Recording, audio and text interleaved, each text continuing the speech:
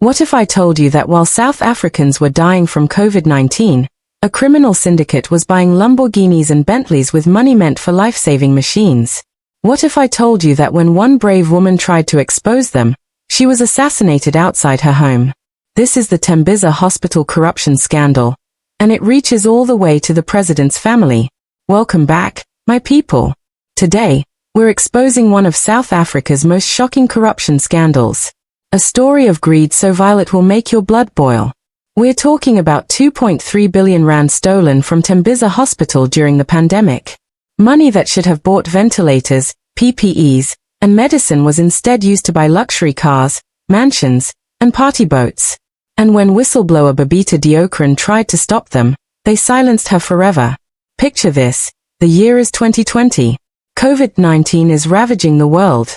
South Africans are dying in hospital corridors, doctors are begging for basic supplies, and families are burying loved ones. Yet, at Tembisa Hospital in eKhuleni, something sinister was happening. While the nation suffered, a criminal syndicate was looting billions, enough money to build 3 new hospitals. The mastermind was a man named Hangwani Morgan Malachi, nicknamed the Don of Tembisa. And here's the shocking twist. He wasn't just a random fraudster. He is President Cyril Ramaphosa's nephew by marriage. Think about that. The president's family allegedly involved in stealing money meant to save South African lives during the darkest days of the pandemic. And while the president addressed the nation, sending soldiers out to fight the virus, his own relative was siphoning off billions for luxury. Malachi controlled 14 companies that scored 415 million rand in fraudulent tenders between 2019 and 2021. His partner, Vusi Matlala, ran a security company linked to weapons and murders. They hosted meetings at Malachi's mansion, where even the former police minister was spotted. If the police minister is visiting the mansion of a fraudster, what does that tell you about protection from the top? This syndicate perfected procurement fraud. They used cover quoting, fake bids, forged documents, and 54 shell companies registered to a single house in Primrose. They overpriced goods, plastic buckets sold for tens of thousands of rand.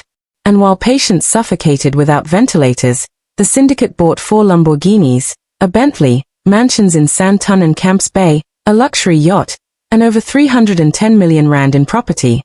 Every Lamborghini represented hundreds of ventilators not bought. Every mansion symbolized medicine denied to dying patients. This was not just theft, it was murder by greed. And then came Christine and Avikash Singaram. On paper, they were ordinary South Africans. She was a part-time call center agent earning under R5,000 a month, and he was a sound engineer. Yet, in a single day, they registered 10 companies between them. Within months, these fake companies won nearly 30 million rand in hospital contracts for ventilators and ICU beds, despite not being licensed to sell medical equipment. But the couple never saw the wealth. They still lived in a rented back room in Lotus Gardens, Pretoria. They were puppets, fronts used by the syndicate to hide the money trail. Then there was the hero, Tembisa Hospital. A senior health official, she spotted suspicious payments flowing to companies like the Singarams.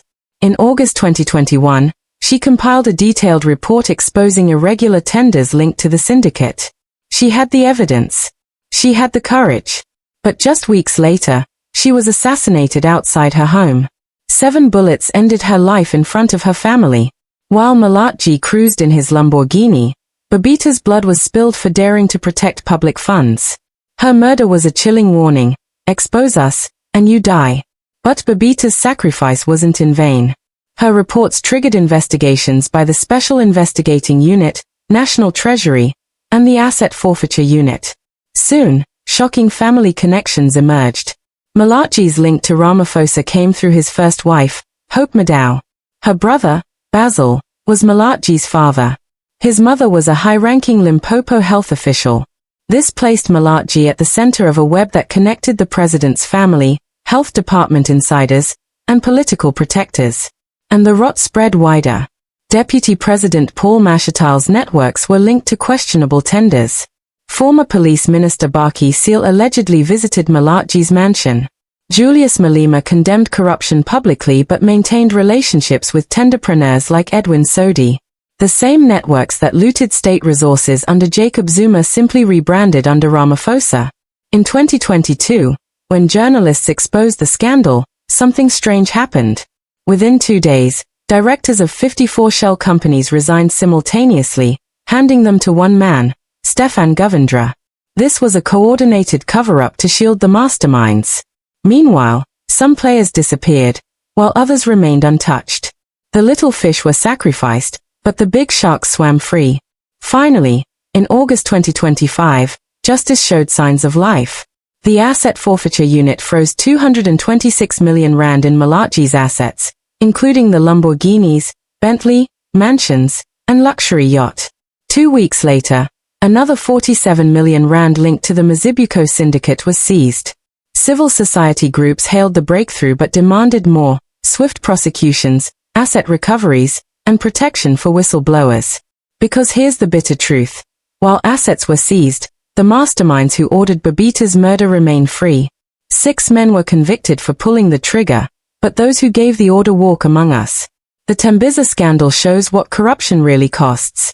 Every rand stolen represented a ventilator not bought, a dose of medicine denied, a PPE not provided, or a piece of equipment left broken. This is not victimless crime. It is a betrayal that left South Africans to die so a few could live in luxury. Babita Deokaran paid the ultimate price for trying to stop it. Her courage should inspire us. But until we see Malachi, the Singarams, Govindra, and their political protectors in orange jumpsuits, this remains unfinished business. Because for every Tembisa hospital exposed, dozens more are operating in the shadows. For every Babita who speaks out, hundreds remain silent out of fear. The question is not whether corruption exists in South Africa. The question is whether we, as citizens, will demand the accountability Babita died trying to achieve.